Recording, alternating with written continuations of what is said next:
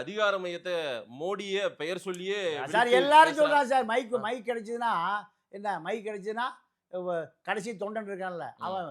எனக்கு திருப்பூர்ல கம்யூனிஸ்ட் கட்சி பெரிய கோட்டை திருப்பூர், சிபிஎம்லாம் பல ஆயிரம் பேர் இருப்பான். அங்க ஒரு 3 குச்சி, ஒரு சேப்பு சட்டை போட்டிருப்பான், ஒரு மைக் இருக்கும், அதில் 2 கம்யூனிஸ்ட் கட்சி கொடி பறக்கும். ஜார்ஜ் புஷ்ஷை எச்சரிக்கிறேன். பீடி துண்டு பீடி தான் வச்சிருப்பான். யாரை எச்சரிக்கிறாரு? அமெரிக்க ஏகாதிபத்தியமே ஒழித்து கட்டுவேன்.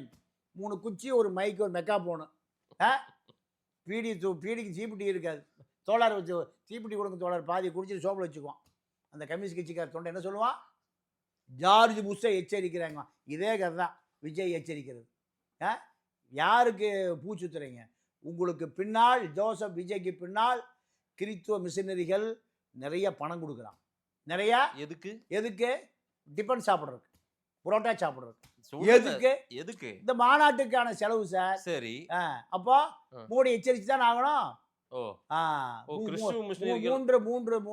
3.5% கிறித்துவ மிஷனரிகள் விஜய் ஆதரிக்குது.